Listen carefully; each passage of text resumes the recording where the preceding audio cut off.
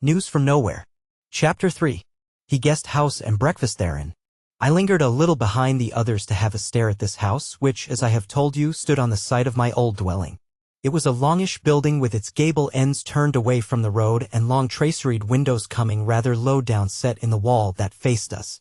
It was very handsomely built of red brick with a lead roof, and high up above the windows there ran a frieze of figure subjects in baked clay, very well executed and designed with a force and directness which I had never noticed in modern work before. The subjects I recognized at once, and indeed was very particularly familiar with them. However, all this I took in a minute, for we were presently within doors and standing in a hall with a floor of marble mosaic and an open timber roof. There were no windows on the side opposite to the river, but arches below leading into chambers, one of which showed a glimpse of a garden beyond, and above them a long space of wall gaily painted in fresco, I thought.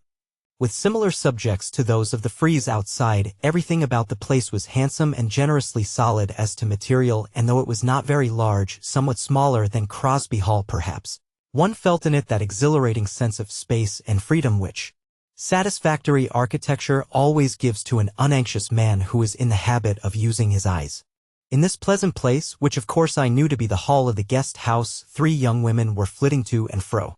As they were the first of the sex I had seen on this eventful morning, I naturally looked at them very attentively and found them at least as good as the gardens, the architecture, and the male men. As to their dress, which of course I took note of, I should say that they were decently veiled with drapery and not bundled up with millinery, that they were clothed like women, not upholstered like armchairs as most women of our time are. In short, their dress was somewhat between that of the ancient classical costume and the simpler forms of the 14th century garments, though it was clearly not an imitation of either. The materials were light and gay to suit the season. As to the women themselves, it was pleasant indeed to see them. They were so kind and happy-looking in expression of face, so shapely and well-knit of body, and thoroughly healthy-looking and strong. All were at least comely, and one of them very handsome and regular of feature. They came up to us at once merrily and without the least affectation of shyness, and all 3 shook hands with me as if I were a friend newly come back from a long journey, though I could not help noticing that they looked askance at my garments. For I had on my clothes of last night, and at the best was never a dressy person. A word or two from Robert the Weaver, and they bustled about on our behoof, and presently came and took us by the hands and led us to a table in the pleasantest corner of the hall, where our breakfast was spread for us, and, as we sat down, one of them hurried out by the chambers aforesaid, and came back again in a little while with a great bunch of roses, very different in size and quality to what Hammersmith had been wont to grow, but very like the produce of an old country garden. She hurried back thence into the buttery, and came back once more with a delicately made glass, into which she put the flowers and set them down in the midst of our table. One of the others, who had run off also, then came back with a big cabbage leaf filled with strawberries, some of them barely ripe, and said as she set them on the table, "There, now, I thought of that before I got up this morning. But looking at the stranger here getting into your boat, Dick, put it out of my head, so that I was not before all the blackbirds. However, there are a few about as good as you will get them anywhere in Hammersmith this morning." Robert patted her on the head in a friendly manner, and we fell to on our breakfast, which was simple enough but most delicately cooked and set on the table with much daintiness. The bread was particularly good, and was of several different kinds, from the big, rather close, dark-colored, sweet-tasting farmhouse loaf, which was most to my liking, to the thin pipe-stems of wheaten crust, such as I have eaten in Turin. As I was putting the first mouthfuls into my mouth, I caught a carved and gilded inscription on the paneling, behind what we should have called the high table in an Oxford college hall, and a familiar name in it forced me to read it through. Thus it ran: "Guests and neighbors, on the site of this guest hall once stood the lecture room of the Hammersmith Socialists. Drink a glass to the memory. May 1962.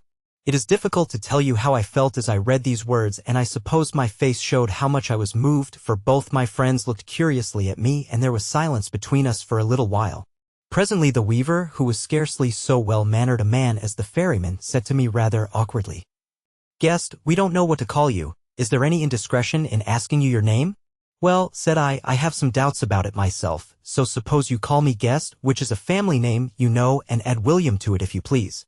Dick nodded kindly to me, but a shade of anxiousness passed over the weaver's face, and he said, "I hope you don't mind my asking, but would you tell me where you come from? I am curious about such things for good reasons, literary reasons." Dick was clearly kicking him underneath the table, but he was not much abashed, and awaited my answer somewhat eagerly. As for me, I was just going to blurt out Hammersmith when I bethought me what an entanglement of cross purposes that would lead us into, so I took time to invent a lie with circumstance guarded by a little truth and said, "You see, I have been such a long time away from Europe that things seem strange to me now, but I was born and bred on the edge of Epping Forest, Walthamstow and Woodford, to wit. A pretty place, too, broken Dick. A very jolly place, now that the trees have had time to grow again since the great clearing of houses in 1955. Quoth the irrepressible weaver, "Dear neighbor, since you knew the forest some time ago, could you tell me what truth there is in the rumor that in the 19th century the trees were all pollards?" This was catching me on my archaeological natural history side, and I fell into the trap without any thought of where and when I was, so I began on it while one of the girls, the handsome one, who had been scattering little twigs of lavender and other sweet-smelling herbs about the floor, came near to listen and stood behind me with her hand on my shoulder, in which she held some of the plant that I used to call balm. Its strong sweet smell brought back to my mind my very early days in the kitchen garden at Woodford and the large blue plums which grew on the wall beyond the sweet herb patch, a connection of memories which all boys will see at once. I started off, when I was a boy, and for long after, except for a piece about Queen Elizabeth's Lodge and for the part about High Beach, the forest was almost wholly made up of pollard hornbeams mixed with holly thickets. But when the Corporation of London took it over about 25 years ago, the topping and lopping, which was a part of the old commoners' rights, came to an end and the trees were let to grow. But I have not seen the place now for many years, except once when we leaguers went a-pleasuring to High Beach. I was very much shocked then to see how it was built over and altered, and the other day we heard that the Philistines were going to landscape garden it. But what you were saying about the building being stopped and the trees growing is only too good news, only you know." At that point I suddenly remembered Dick's date and stopped short rather confused. The eager weaver didn't notice my confusion, but said hastily, as if he were almost aware of his breach of good manners, "But, I say, how old are you?" Dick and the pretty girl both burst out laughing as if Robert's conduct were excusable on the grounds of eccentricity, and Dick said amidst his laughter, "Hold hard, Bob, this questioning of guests won't do. Why, much learning is spoiling you. You remind me of the radical cobblers in the silly old novels who, according to the authors, were prepared to trample down all good manners in the pursuit of utilitarian knowledge. The fact is, I begin to think that you have so muddled your head with mathematics and with grubbing into those idiotic old books about political economy, that you scarcely know how to behave. Really, it is about time for you to take to some open-air work so that you may clear away the cobwebs from your brain." The weaver only laughed good-humoredly, and the girl went up to him and patted his cheek and said laughingly, "Poor fellow. He was born so." As for me, I was a little puzzled, but I laughed also, partly for company's sake and partly with pleasure at their unanxious happiness and good temper, and before Robert could make the excuse to me which he was getting ready, I said, "But neighbors, I had caught up that word. I don't in the least mind answering questions. When I can do so, ask me as many as you please. It's fun for me. I will tell you all about Epping Forest when I was a boy, if you please, and as to my age, I'm not a fine lady, you know, so why shouldn't I tell you? I'm hard on 56. In spite of the recent lecture on good manners, the weaver could not help giving a long phew of astonishment, and the others were so amused by his naivete that the merriment flitted all over their faces, though for courtesy's sake they forbore actual laughter. While I looked from one to the other in a puzzled manner, and at last said, "Tell me, please, what is amiss? You know I want to learn from you. And please laugh, only tell me." Well, they did laugh, and I joined them again for the above-stated reasons. But at last the pretty woman said coaxingly, Well, he is rude, poor fellow. But you see, I may as well tell you what he is thinking about. He means that you look rather old for your age. But surely there need be no wonder in that, since you have been traveling, and clearly from all you have been saying, in unsocial countries. It has often been said, and no doubt truly, that one ages very quickly if one lives amongst unhappy people. Also they say that southern England is a good place for keeping good looks. She blushed and said, "How old am I, do you think?" "Well," quoth I have always been told that a woman is as old as she looks, so without offense or flattery I should say that you were 20. She laughed merrily and said, "I am well served out for fishing for compliments, since I have to tell you the truth, to wit, that I am 42. I stared at her and drew musical laughter from her again, but I might well stare, for there was not a careful line on her face. Her skin was as smooth as ivory, her cheeks full and round, her lips as red as the roses she had brought in, her beautiful arms, which she had bared for her work, firm and well-knit from shoulder to wrist. She blushed a little under my gaze, though it was clear that she had taken me for a man of 80, so to pass it off I said, Well, you see, the old saw is proved right again, and I ought not to have let you tempt me into asking you a rude question. She laughed again and said, well, lads, old and young, I must get to my work now. We shall be rather busy here presently, and I want to clear it off soon, for I began to read a pretty old book yesterday and I want to get on with it this morning, so goodbye for the present. She waved a hand to us and stepped lightly down the hall, taking, as Scott says, at least part of the sun from our table as she went. When she was gone, Dick said, now guest, won't you ask a question or two of our friend here? It is only fair that you should have your turn. I shall be very glad to answer them, said the weaver. If I ask you any questions, sir, said I, they will not be very severe, but since I hear that you are a weaver, I should like to ask you something about that craft, as I am or was interested in it. Oh, said he, I shall not be of much use to you there, I'm afraid. I only do the most mechanical kind of weaving, and am in fact but a poor craftsman, unlike Dick here. Then besides the weaving, I do a little with machine printing and composing, though I am little use at the finer kinds of printing, and moreover machine printing is beginning to die out along with the waning of the plague of bookmaking.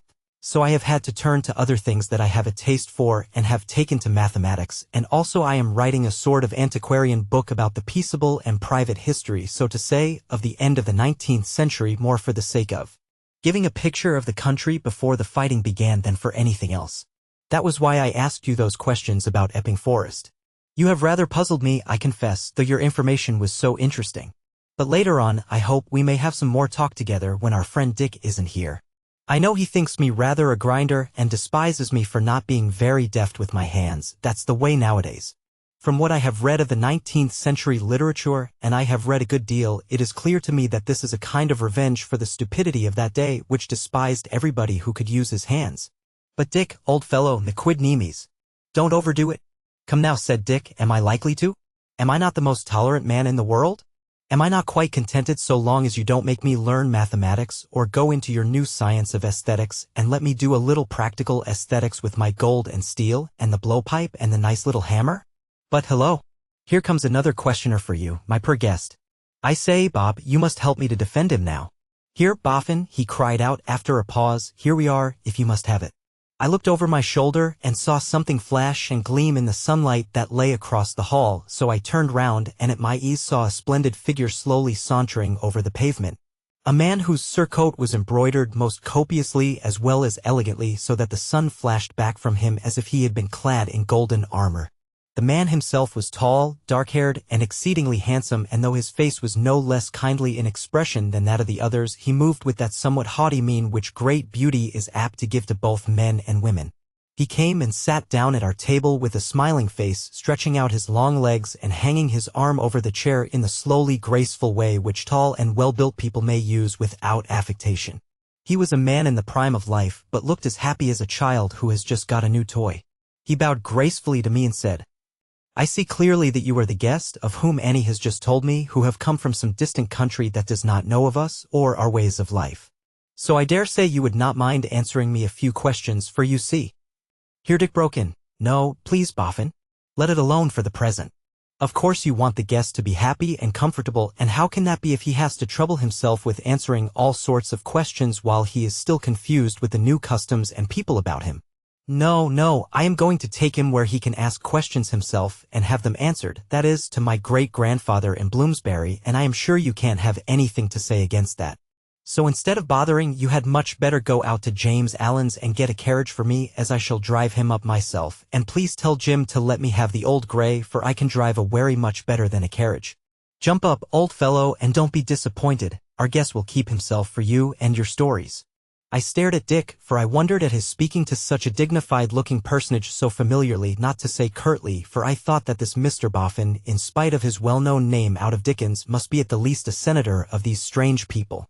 However, he got up and said, all right, old or wearer, whatever you like, this is not one of my busy days, and though, with a condescending bow to me, my pleasure of a talk with this learned guest is put off, I admit that he ought to see your worthy kinsman as soon as possible. Besides, perhaps he will be the better able to answer my questions after his own have been answered. And therewith he turned and swung himself out of the hall. When he was well gone, I said, is it wrong to ask what Mr. Boffin is? Whose name, by the way, reminds me of many pleasant hours passed in reading Dickens. Dick laughed. Yes, said he, as it does us. I see you take the allusion. Of course his real name is not Boffin, but Henry Johnson. We only call him Boffin as a joke, partly because he is a dustman and partly because he will dress so showily and get as much gold on him as a baron of the Middle Ages. As why should he not if he likes? Only we are his special friends, you know, so of course we jest with him. I held my tongue for some time after that, but Dick went on. He is a capital fellow and you can't help liking him, but he has a weakness. He will spend his time in writing reactionary novels and is very proud of getting the local color right, as he calls it. And as he thinks you come from some forgotten corner of the earth where people are unhappy and consequently interesting to a storyteller, he thinks he might get some information out of you. Oh, he will be quite straightforward with you, for that matter. Only for your own comfort beware of him. Well, Dick, said the weaver, doggedly, I think his novels are very good. Of course you do, said Dick, birds of a feather flock together, mathematics and antiquarian novels stand on much the same footing. But here he comes again. And in effect the golden dustman hailed us from the hall door, so we all got up and went into the porch, before which, with a strong gray horse in the shafts, stood a carriage ready for us which I could not help noticing.